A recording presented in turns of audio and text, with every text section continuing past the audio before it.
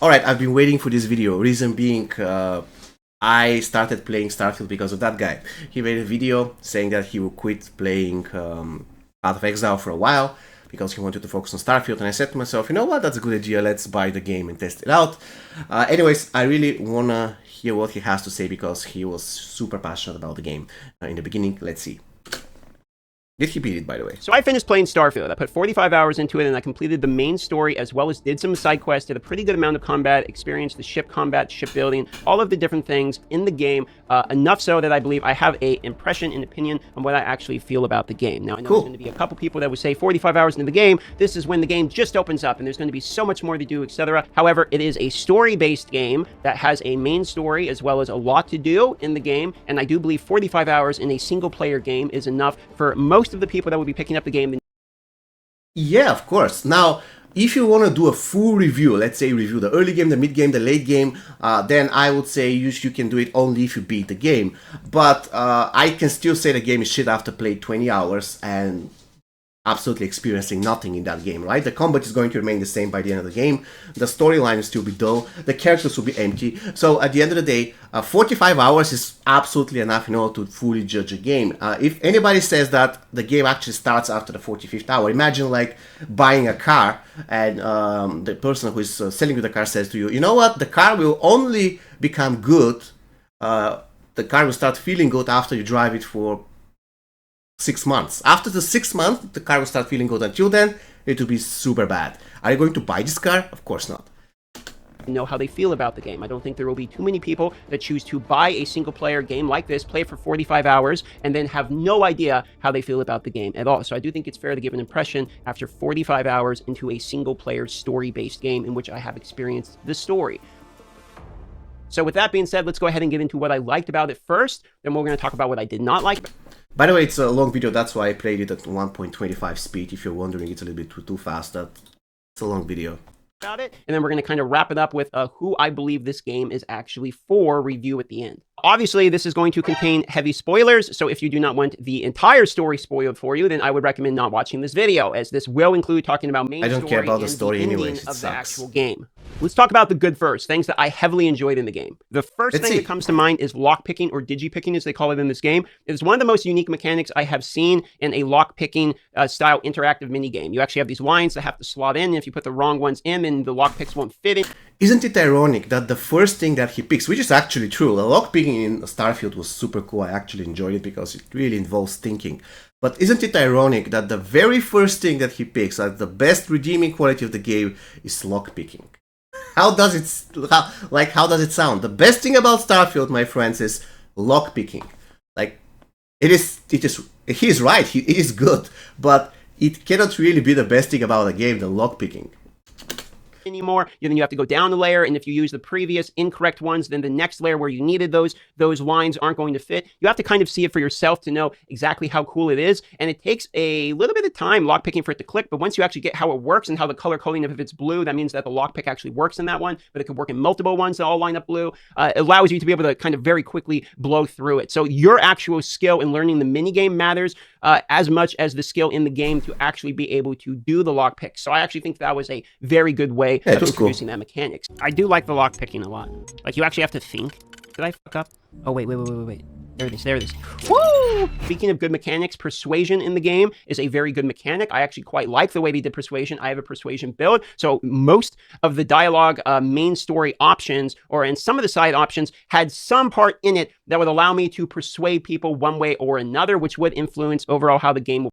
By the way, this is probably one of my biggest mistakes in this game. I did try to persuade like 2 or 3 times, and in general case, I was just fighting, which is probably a big mistake considering how bad the fighting is. So, my bad here. Play out. There were times I avoided combat. Thank God. Get out of here. Woo! We have no ammo. Including the actual very ending of the game, the final boss fight, I did not have to do because I convinced the final boss that he didn't need to fight me. Just through persuasion, That's and I cool. skipped literally straight to the end of the game. Now, maybe it would have been more fun to have the boss ending fight, but the fact that I could literally persuade my way directly into just ending the game and going on to New Game Plus, I thought was pretty cool. Actually, considering I put all my points into a persuasion build, it felt good to have that opportunity. Have to land it. Oh! The persuasion build comes through. So persuasion and lockpicking are the two things in my head that I liked the most when it comes to mechanics. I also think character customization was quite good. That seems to be in my... I don't think character customization was good. Not in the slightest. In my opinion, character customization was super bad. For this class of game, right, for a game that pretends to be Game of the Year, it was a super bad character customization. Mobile games have better character customization than Starfield. I would give it probably 6 out of 10 if I'm generous, so it wasn't really great at all. If you liked it, that's fine.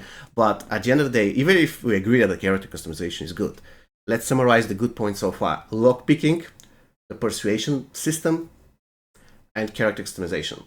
Is that good enough to make a 10 out of 10 game? Of course not. Let's continue. Opinion, a low bar, however, is I do think character customization in a game that is about single player immersion, going through a story, your character you're going to see in third person mode, etc. You should have a good character customizer. But that does not take away from the fact that they do have a good character customizer, so they get points, in my opinion, for that. Speaking of customization, ship customization is actually quite good. It actually does matter in terms of performance. So not only can you make it look like a Millennium Falcon or something if you want to, you can make it look like an X-Wing or Star Destroyer or whatever, what have you, but it actually will influence performance and layout of the ship as well, which I think is a very phenomenal way of doing ship design. These are the immediate things that come to my head when talking about really well done parts of the game. There are some beautiful parts of the game visually, but not enough so that I'm going to put it into like the good part of the game. For instance, exactly, the visuals of this game, certain aspects of the game looked phenomenal, but certain other aspects were super bad.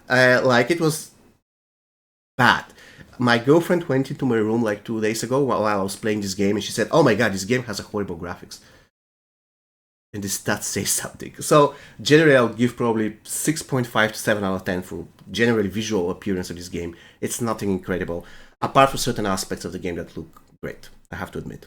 And there is some good side quests, I think, are another good part of the game, in which there are stories. For instance, one comes to mind about Bill in the methane plant, which effectively you just take a tour around a methane plant and he explains a good old-fashioned boring methane plant. But the cool part about it is the voice acting and the comedic timing of the person actually delivering those lines for the methane plant is very, very solid. Like, it's funny. I thought it was actually a funny moment. It could be a little bit boring, but then when you realize that's kind of the point of it, it's a boring methane plant.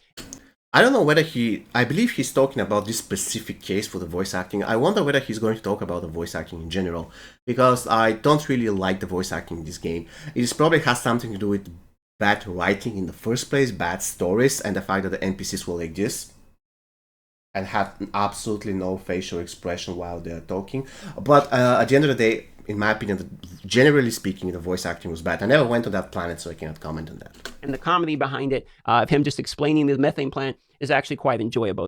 Bill's never made a mistake, and he knows it. He also knows how to dress. Look at that jacket. Other than side quests, there are other parts of the game that I enjoy as well. Thematically, there are some cool areas in the game. For instance, Neon City is one of the cooler areas in the game. I wish it was a little bit more of an adult theme in some of the areas. For instance, like the nightclub, it did feel a little bit like PG-13. You know, they didn't really double down on making it an adult-style game, but I can live without that stuff. And it was pretty cool thematically. Let's rave, boys. Woo, party! Whoa, everyone, it's time to take this party up a notch. Let's go! Woo! Whoa, wait, why are you shooting people, Sam? Sam, chill out! I will say, my favorite part of the game, other than all the ones I mentioned prior, was Space Combat. Space Combat felt pretty good. I actually liked the targeting system.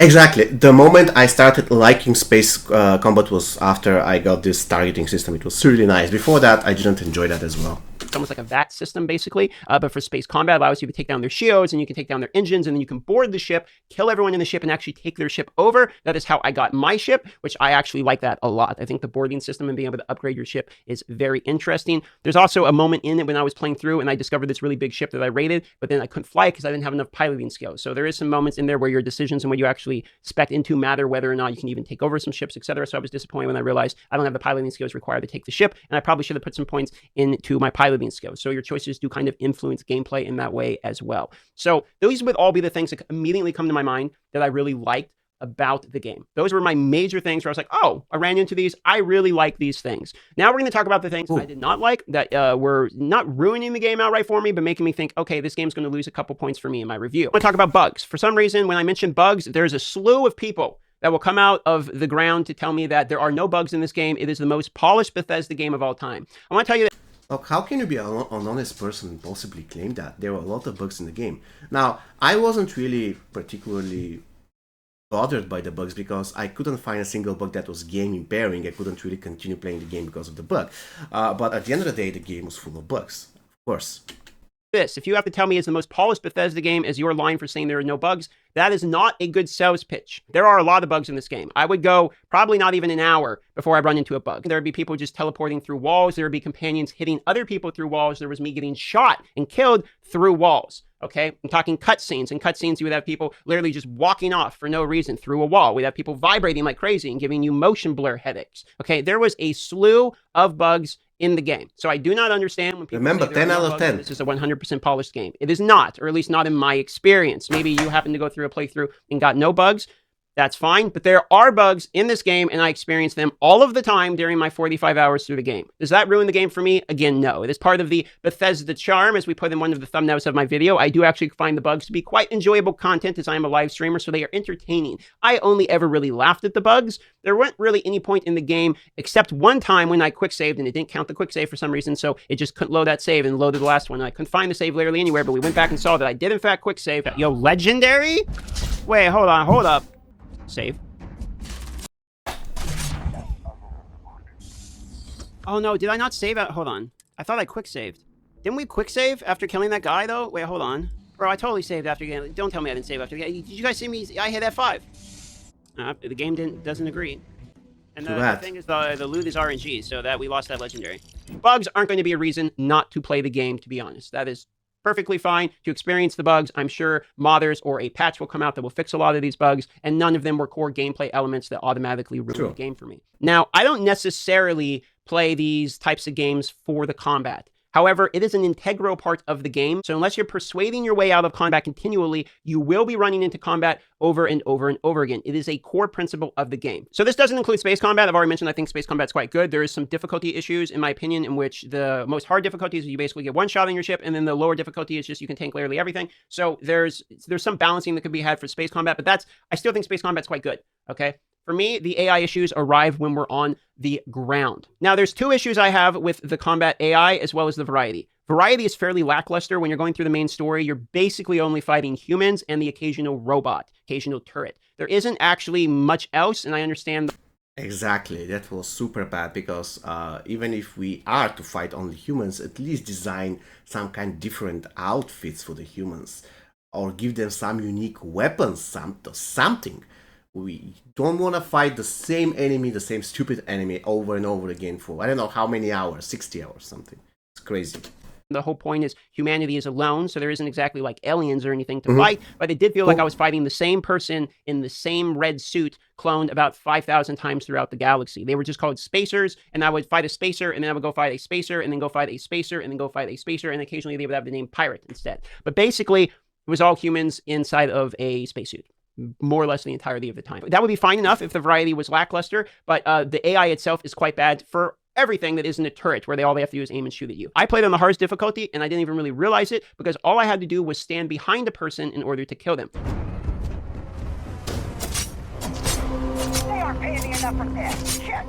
Like, the AI, it's the hardest difficulty. Like, how are you going to give me that as a combat? Like, I don't...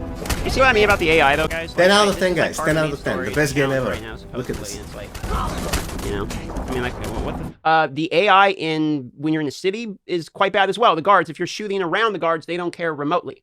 No one cares. Your AI companion is bad as well. Half the time your companion's in there just tanking. Super bad. Yeah, he just mentioned it. They're immortal, and they can carry stuff. Basically, that's it. Soulless, immortal, just standing there being in the game. Nothing special. Literally everything and killing stuff. And the other half of it, he's just ignoring the combat or so far behind you, he's not in the combat. And it was very frustrating because combat is pushed so often into the main story. Like, you have to actually do the main story if you want to get into New Game Plus. Okay, let's just try to exploit the bad AI. Let's see how bad it is. You're going to experience the combat, and you will experience moments, unless for some reason you're just lying to yourself. I don't understand why people are pushing back on this point, but the AI in the game is very bad in combat. Enough so that it is noticeable, and it ruins a lot of the fights, because you're like, wow, this guy is just really stupid that I'm fighting. And yeah, Not only the AI though, the whole thing with the weapons is super dumb. You're just shooting from, let's say, 2 meters away from the enemy, just 30 rounds at his chest, and sometimes he won't even react to the bullets. And all weapons felt dull, let's go that way. I didn't find any extreme difference when it comes to handling the weapon between a legendary weapon and a normal weapon. Yeah, the legendary felt a little bit better, but you cannot say, oh my god, the feeling of having a legendary weapon and shooting with it is amazing. I never had this feeling.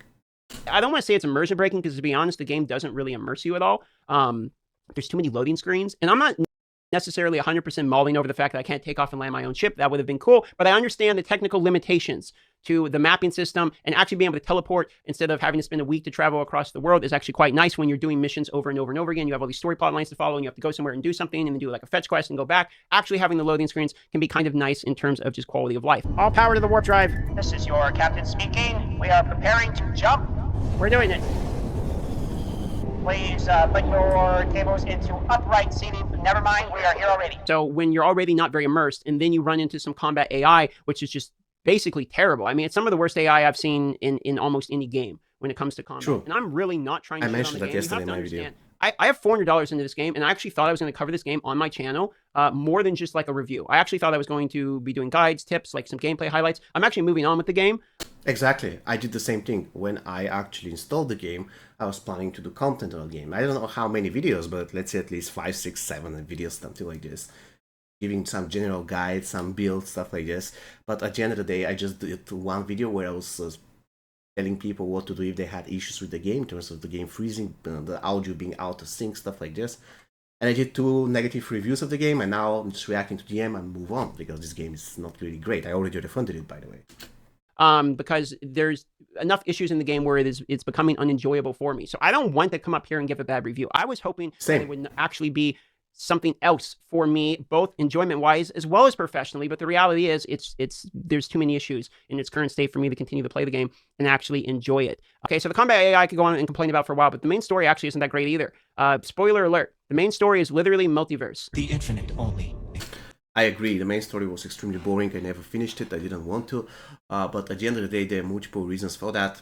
First thing, the voice acting isn't great, the storytelling isn't great, the writing isn't great, nothing is great. And you can possibly argue that the voice actors did the best with this current writing, I don't know, but at the end of the day, what I'm trying to say is that I didn't like a single thing when it comes to the storytelling in this game. The characters were dull, the story was boring, the voice acting wasn't great, and the characters watching at you like this the whole time didn't really help. So, yeah, not really great. Exists. Judging it makes no difference. So And the at graphics, the very end of the not game, great. you go into something called the Unity, which puts you into like another universe, and you start over again from the beginning of time, basically. Only this time, you're in a parallel universe, and you're like, no, it's me. Like, you don't understand. I'm the guy that died in this universe. You basically are the Black Widow of that game. If I had $1 every time that the cop-out answer for the main story was, it's a multiverse, then I would be a very rich man. And to be honest, I'm kind of over the plot line of the story. I groaned a lot when we realized that it was a multiverse type of story. The end of the game is a word salad in which it's everything means something, but nothing means something. Bro, these are just a bunch of words. None of this actually means literally anything. So we learn nothing. Something happens. Maybe, guys, did something happen? Maybe it did. Maybe it didn't. Stepping towards infinity, I offer you. Maybe it's everything. Maybe it's nothing. You decide. Like that's basically the equivalent of what they say at the end. Now I'm sure there's going to be people in the comments saying, "Well, that's because you're too stupid to understand what the story is." I'm sorry. And some of these games I've played, they actually write their own story that is good, in which I can play the game and have a cohesive story. I would have much preferred if my whole story was just, I'm a miner with a debt to pay off, a family to take care of, and a wife to feed and a house to build.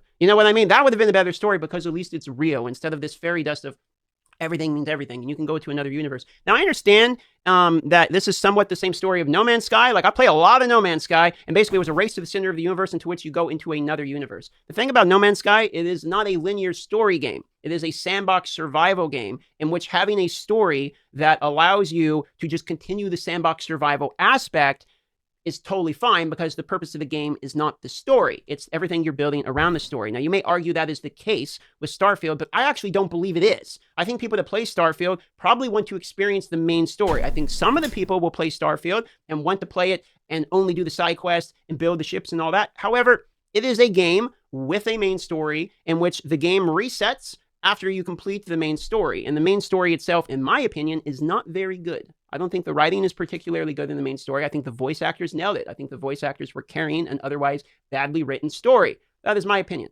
It doesn't mean that you can't have enjoyed the story, and I'm sure there's lots of people that like the multiverse story. I, in 2023, am sick of seeing parallel universes as the explanation for everything. I was rather hoping that at the end of the story, the two people that were the main, basically, villains, or the good guy and the villain, however you want to see it, the antagonists of the story would be somebody else other than the same literal companions that are following you around the entire story because of multiverse. I find that boring as an answer to an antagonist. That is, again, just... I cannot comment on that because I now, never finished the game. There's the good, and there is the bad that I've explained in this game. So where does that actually leave me in terms of my opinion? I think 7 out of 10, the IGN review, is fair. That's kind of what I felt my first... I think a 7 out of 10 is a little bit generous. 6.5 out of 10, it's better. Just me. Probably, if I play the whole game, which I won't do, but if I do, probably I'll see the other benefits. I'll say, okay, 7 is fair. But let's be real, in my opinion, 6.5. Go through. After experiencing the New Game Plus and experiencing what some of that has to offer, I upgraded to a 7.5 because I actually think the persuasion, the digi-picking, the shipbuilding, the side quests, the dialogue, the voice acting, that tends to be the better part of the story. I'm not necessarily mad at the major lack of exploration talking points we see. That actually isn't an issue for me as much. I understand this game is designed... Interesting, I just disagree about the voice acting, but probably it has to do with the whole person. When I, like, looking at the NPC, looking at me like this, and talking like this all the time, and I don't really take the voice acting seriously. Probably it's just me. More so for people that enjoy games like Fallout 4, people that enjoyed games like Skyrim, because those are previous titles within this, lineage here. I understand that that is the type of game it is supposed to be. This game is not Star Citizen. This game is not No Man's Sky. It is not a survival game. It is not Elite Dangerous. It is not EVE Online. So if you go into the game... Is it an RPG though?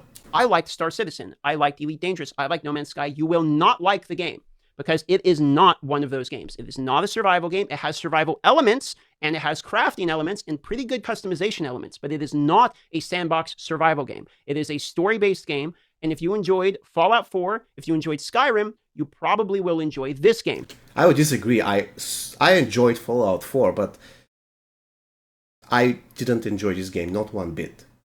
So I disagree with that statement. If you enjoyed Fallout 4, you probably will enjoy Starfield. At least I didn't. I don't know about you guys. You can probably try it, why not?